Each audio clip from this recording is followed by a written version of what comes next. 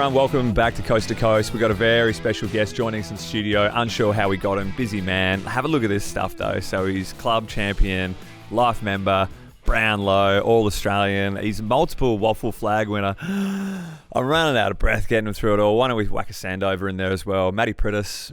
Mate, I know you hated that intro. You hated it. But thanks for joining us. How you doing? I'm going really well. It's good to be here. Thanks, man. You're looking good, as always. You're never coming in looking like a bit of a fat mess. I used to get texts all the time from mates being like, mate, I saw Matt Priddis on the coast again running. Like, is that his job? Is he full-time coast patrol? Have you calmed down on the exercise front? What's going on? I would love to do way more. I try to get 2 runs in a week. Just try have a little swim down at Sereno as much as we can with the kids and that sort of thing. But Ash is tolerable of two a day? Yeah, 2 a day. Of 2 a week? She's all right with that? Yeah, mate. So, Tuesday mornings and a little Saturday jog. So, no, it's good, mate. I coach in lots of kids' sport at the moment, particularly basketball, and I think I just try to stay active, keeping up with them, which has been great fun. Well, 240 games, so I wanted to know what kind of wear and tear you've got now. I spoke to JK last week. He's going in for more surgery on the knee. That's bung. Talk to other players that have fallen apart, and then I want to see where you're at. That's a lot of notches on the belt. I think the more you move and keep your body active, the less sore you get. I find if you do have a week or 2 off of no exercise, everything starts aching. So, just general wear and tear sort of stuff with sore knees and back, mate. But my way of looking at it, just keep moving for as long as you can. And, because when they do pack it in, I reckon you'll miss it. I'd love to say that you've driven all the way out here from the northern suburbs to see me and to get in front of a camera, but it's not the case. So what are you doing here and what are you offering up? Right now we're about to go talk to the first and third year players, which I'm really excited about. So it's an interesting part of your career. You're in a big learning phase. So I'm just going to try to reflect on some of the things that I found difficult, some of the things that I would do differently, and the things that you love most about being in a footy club. I think it is a footy club, end of the day. I know that's so corporate and gets very serious in the AFL industry, but the more these guys can just peel it back and just be these little kids running around having fun playing footy, no doubt that'll reflect on the field for them. So just try to embrace that.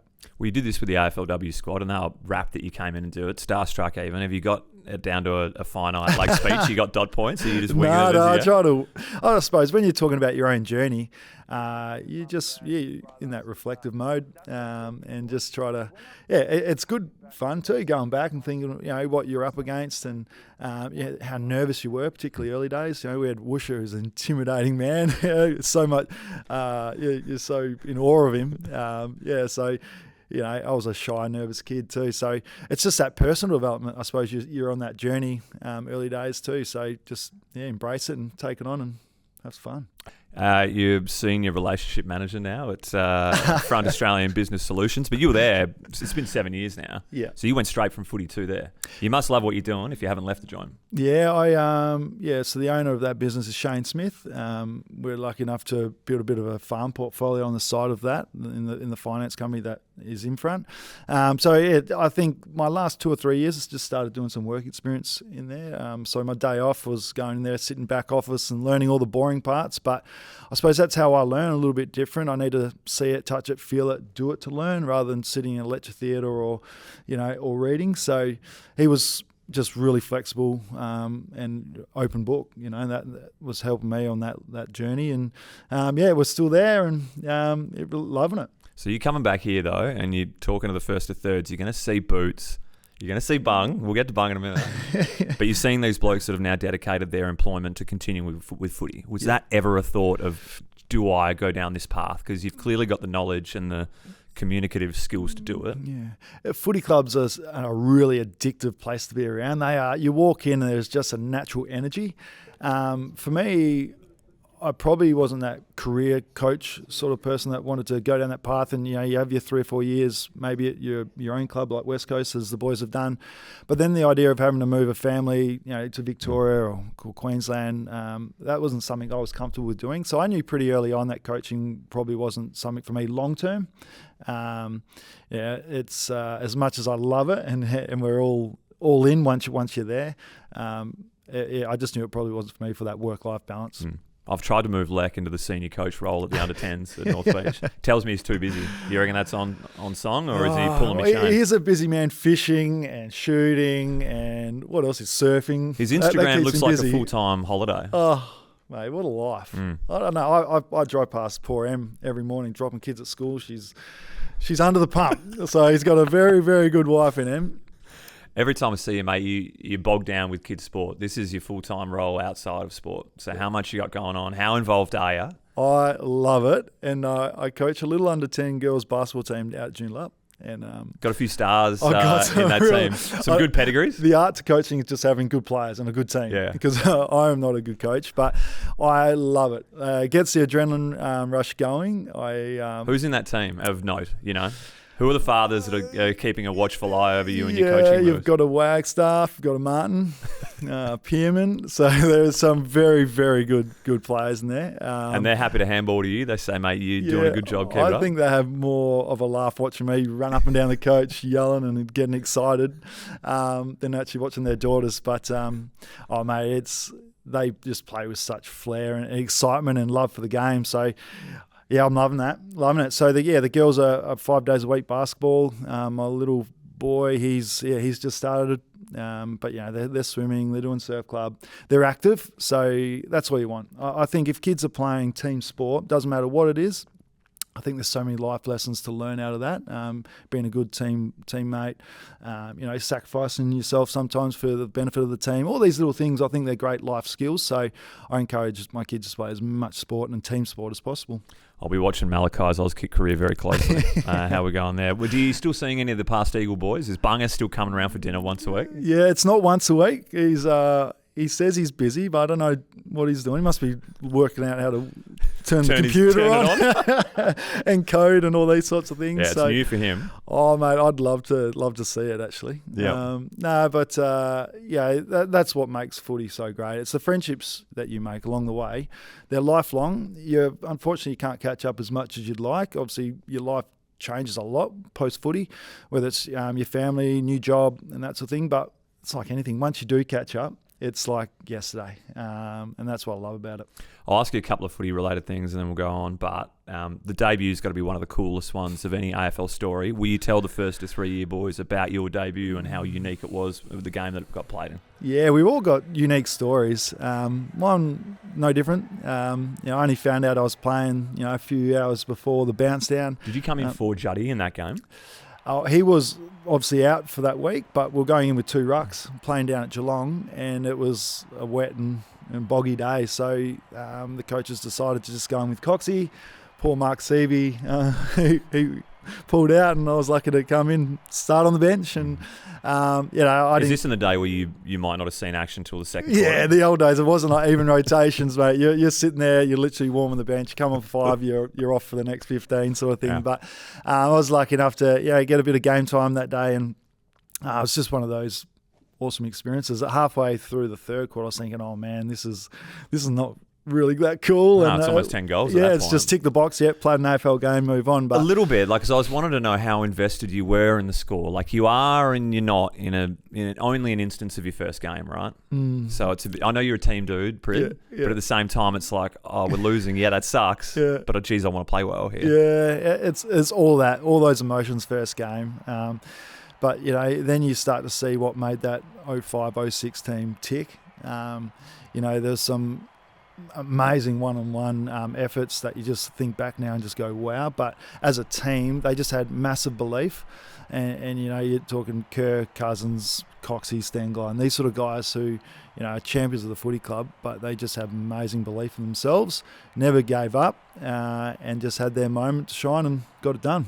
I know it's 11 years on now, but I want to talk 2014 and the Brownlow real quick, because you're a shy dude, and you've even said it somewhere at some point. It didn't sit well with you winning this thing, which is an odd thing to hear, but that's your personality type. Want to celebrate the team's success and whatnot.